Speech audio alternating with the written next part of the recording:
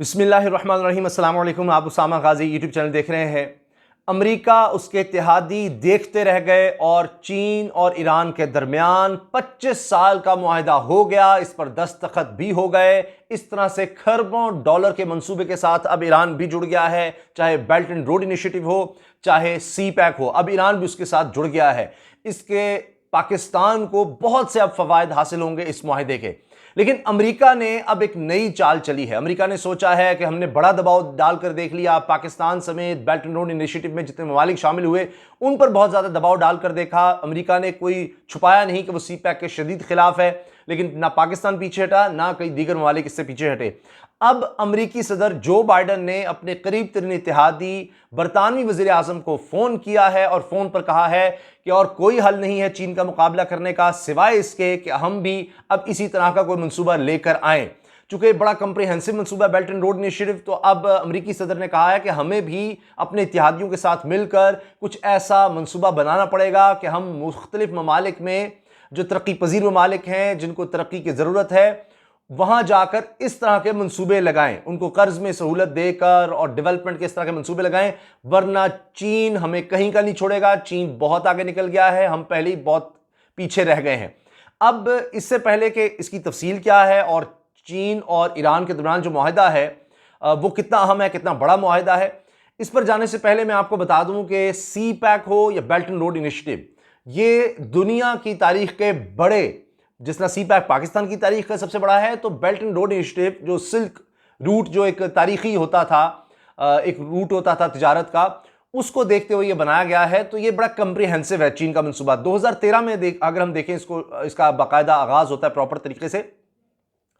तो चीन के इस मंसूबे में अब तक 126 ममालिक बेल्ट एंड रोड इनिशिएटिव के मंसूबे में शामिल हो चुके हैं। सिग्नेटरीज हैं जिन्होंने साइन कर दिया कि हम इस मंसूबे का हिस्सा बनना चाहते हैं। इस हवाले से एक बहुत बड़ी कॉन्फ्रेंस 2019 में हो भी चुकी है चीन में, पाकिस्तान की नुमाइंदगी वज़ीर आज़म ने की थी।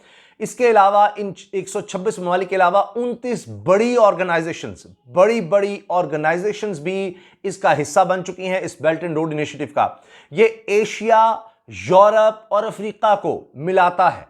ये इतना जबरदस्त मंसूबा है। इसमें रेल लिंक्स शामिल हैं, इसमें रोड नेटवर्क शामिल है, इसमें एनर्जी के मंसूबे शामिल हैं, इसमें पोर्ट्स के मंसूबे शामिल हैं।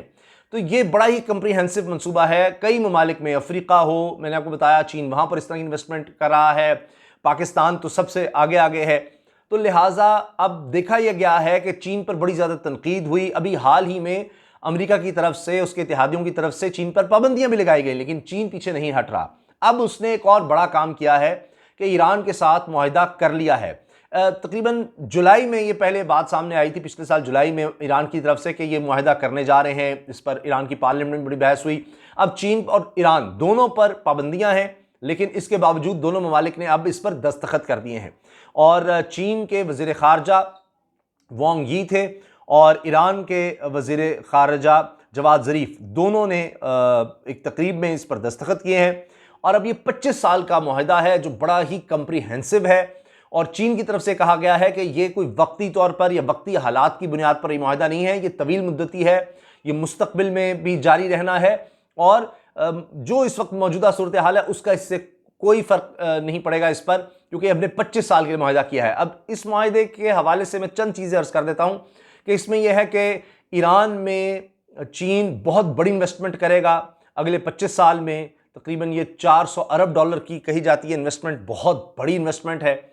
और इसमें इसी तरह से रोड है, रेलवे है, मवासलात हैं, एनर्जी के प्रोजेक्ट्स, इस तरह के प्रोजेक्ट शामिल हैं। तो बड़ा कंप्रिहेंसिव है। ये उसी किस्म का हम कह सकते हैं कि जिस तरह का सी पैक का मंसूबा है उससे मिलता जुलता ये मंसूबा ईरान के साथ है। अब ईरान पाकिस्तान का हमसाया है।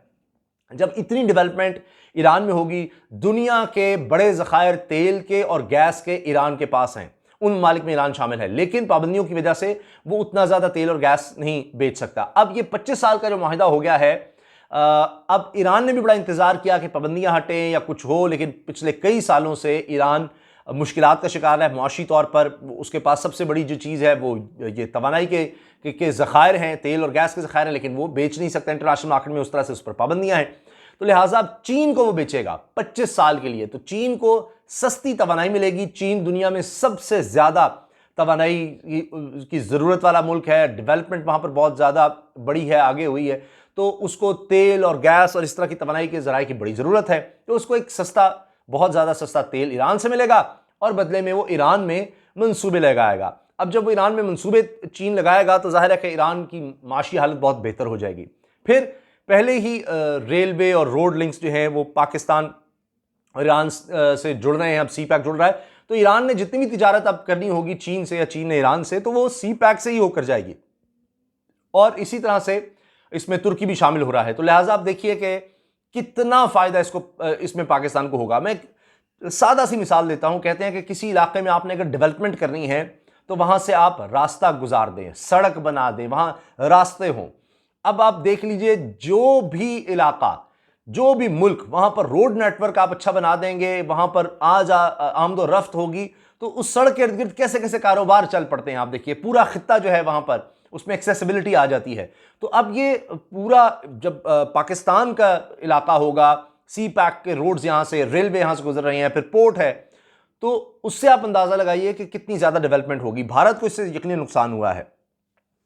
अब अमेरिका ने यह किया है, बड़ी अच्छी बात है। अगर अमेरिका इस तरह का कोई मंसूबा ले आता है, अब उसने तो कहा है कि अकेले वो मंसूबा नहीं ला सकता क्योंकि इतनी इन्वेस्टमेंट है, उसको इत्तेहादियों को शामिल करना है, इसीलिए उन्होंने अभी बरतानिया से बात की है, दीगर ममालिक से बात करेंगे। ज़ाहिर है कि उनके इत्तेहादियों में कई ममालिक शामिल हैं, नेटो ममालिक उनके साथ शामिल है, यूरोप के कई ममालिक हैं। तो अगर मंसूबा लेकर आते हैं तो बड़ी अच्छी बात है। ये तो कंपटीशन होगा डेवलपमेंट का, वरना अमेरिका जहां गया है उसने तबाही फैलाई है। आप देख लीजिए, डेवलपमेंट नहीं की होगी, असला जरूर बेचा होगा, वहां से तवानाई जरूर हासिल की होगी, लेकिन वहां पर कोई आपको इस तरह की डेवलपमेंट नजर नहीं आएगी, वहां पर बस जंग आपको नजर आएगी। तो अमेरिका का ये एक अजीबो गरीब रोल दुनिया में रहा है, एक बदमस्त हाथी की तरह का, कि जहां गया उसने तबाही फैला दी। आप इराक को देखें, आप शाम में देख लें, आप लिबिया में देख लें, आप जितने ममालिक को देखें, अफगानिस्तान सबसे बड़ी मिसाल है कि यहां आए, जंग छिड़ी, तबाही फैला दी, क्या हुआ, आज तक वो रिबिल्ड नहीं हो सका। तो चीन ने एक और तरह का अंदाज अपनाया है। अब जाहिर है कि जब वो चीन किसी मुल्क में इतने कर्जे देगा, इतनी इन्वेस्टमेंट करेगा, तो उस पर असर रसूख उस मुल्क पर उसका बढ़ जाएगा। तो बजाय इसके कि अमेरिका की तरह एक हेजीमनी बनाने की कोशिश करे, तो चीन ने डेवलपमेंट वाला रास्ता लिया है। अब इस पर तनकीद तो बहुत की अमेरिका ने कि सी पैक से पाकिस्तान को बहुत नुकसान होगा, कर्जों में डूब जाएगा, ये हो जाएगा, वो हो जाएगा, लेकिन पाकिस्तान इसको आगे बढ़ाता रहा। अब आज हालात ये हैं कि दुनिया भी इस चीज़ को मान रही है कि पाकिस्तान बेहतर तरीके से इस मामले पर आगे बढ़ रहा है। अभी आपने देखा 1 अरब 36 करोड़ डॉलर, 1 अरब 36 करोड़ डॉलर की मंजूरी हुई वर्ल्ड बैंक से इमदाद में। ये 1 अरब 36 करोड़ डॉलर, इसको इमदाद कहा जा रहा है, या आसान शरीत पर आप कर्ज के कह लें। इसमें एहसास प्रोग्राम में, इसमें जो वबा है उसके मुकाबले के लिए, सोशल इंफ्रास्ट्रक्चर के लिए, मुआशी बेहतरी के लिए, मुआशरती बेहतरी के लिए, गुर्बत के खात्मे के लिए, तवानाई के लिए, सब चीज़ों के लिए इसमें शामिल है। तो वर्ल्ड बैंक हो, IMF हो, एशियन डेवलपमेंट बैंक हो, इस्लामिक बैंक हो, इंटरनेशनल इस्लामिक बैंक हो, दीगर बड़ी ऑर्गेनाइजेशंस हो, वो ऐसे ही इस तरह से इन्वेस्ट करती, किसी मुल्क में देती, उनको पोटेंशियल नजर आ रहा होता है। तो सी पैक जिस तरह से आगे बढ़ रहा है, ईरान का मैंने आपको बता दिया मुआहदा होना, ये बहुत बड़ी अचीवमेंट है पाकिस्तान के लिए, बहुत बड़ी बात है ये। और इससे नजर आ रहा है कि चीन का इन्फ्लुएंस अब दुनिया पर बढ़ता चला जा रहा है। 126 ममालिक का मैंने आपको बता दिया, 29 बड़ी ऑर्गेनाइजेशन। तो अब लग नहीं रहा, चीन ने अब भारत के साथ भी मामला काफ़ी हद तक सुलझा लिए हैं, उस हवाले से भी शायद बेहतरी आ जाए। अब कोशिश ये हो रही है बैक चैनल से कि पाकिस्तान और भारत के दरमियान कशीदगी कम हो सके, ताकि पूरे खत्ते में डेवलपमेंट की तरफ काम जा सके। क्योंकि कहीं भी बड़ी बड़ी ऑर्गेनाइजेशंस कभी भी नहीं आती जब उनको डर होगा कि यहाँ पर कोई लड़ाई का खतरा है, यहाँ पर इंस्टेबिलिटी आ सकती है। तो लग रहा है कि इंशाल्लाह मामला आगे बहुत बेहतर हो रहे हैं पूरे खत्ते के लिए। अब इस मुआहदे में जो ईरान और चीन के दरमियान हुआ है, इस हवाले से इसमें बेल्ट एंड रोड में जो इंफ्रास्ट्रक्चर का मंसूबा है, ईरान अब खरबों डॉलर के इंफ्रास्ट्रक्चर मंसूबे बेल्ट एंड रोड में अब बाकायदा शामिल हो गया है। और अब इसको मशरक़ी एशिया से यूरोप तक जिस तरह से फैलाया जा रहा है इस मंसूबे को, वो अब बाकायदा उसको एक हकीकी शक्ल मिल गई है ईरान के शामिल होने के बाद। अब अमेरिका की पाबंदियों की इन्होंने कोई परवाह नहीं की, दोनों ममालिक ने, और काफ़ी साल से अमेरिका की पाबंदियों के नीचे था ईरान, लेकिन उसके बावजूद उन्होंने ये मुआहदा कर लिया है। जहाँ तक बात है चीन पर अमेरिकी पाबंदियों की, उसकी कुछ तफसील मैं आपको बता दूं कि अब इसमें यह कहा जा रहा है कि चीन की तरफ से भी उल्टा पाबंदियां लगा दी गई हैं। हुआ यह कि यूरोपीय यूनियन, बरतानिया, कनाडा और अमेरिका ने इंसानी हुकूक की पामाली के इल्ज़ाम की रोशनी में मुश्तरका कार्रवाई की और उन्होंने इस हफ्ते सिंकियांग की मुतअद्दिद सियासी और मुआशी शख्सियात पर पाबंदी लगाई, जिस पर यूरोपीय यूनियन और बरतानिया के अफराद के खिलाफ बीजिंग ने इंतकामी कार्रवाई की थी। तो अब सिंकियांग को अपना अंदरूनी मामला करार देने वाले चीन ने 9 बरतानवी अफराद और 4 इदारों के खिलाफ जुम्मे के दिन पाबंदियां लगा दी और उन्होंने कहा कि इगोर के साथ रवा रखे गए सलूक के मामले पर बदनीति पर मबनी झूठ बोला और गलतफहमी फैलाई गई। अब इंसानी हुकूक के ग्रुप्स कहते हैं कि सिंकियांग में कम से कम 10 लाख इगोर और दूसरे मुसलमान ग्रुप्स के अफराद को कैंपों में रखा गया है, जहां पर हुक्काम पर खवातीन की ज़बरदस्ती नस्बंदी करने के साथ साथ इनसे जबरी मुशक्कत लेने का भी इल्ज़ाम आयद है। अब इस हवाले से भी पाबंदियां चीन पर लगाई गई हैं। बाकी एक चीज़ ये कही जा रही है कि जी 2000 से लेकर 2018 के दरमियान बैरून मुल्क तवानाई के सिर्फ मंसूबों की अगर बात करें तो चीन के 2 सबसे बड़े पॉलिसी बैंकों के जरिए लगाए गए 251 अरब डॉलर में से 23.1% रकम कोयला मंसूबों पर खर्च की गई है। इस पर भी तनकीद की जा रही है कि जी चीन ने तो कहा था कि हम रीन्यूएबल एनर्जी की तरफ हम इन ममालिक को शामिल करेंगे, बड़ी डेवलपमेंट की तरफ जाएंगे और कहा यह गया था कि हम बड़े क्लीन साफ सुथरा डेवलपमेंट का माहौल जाना चाह रहे हैं आगे।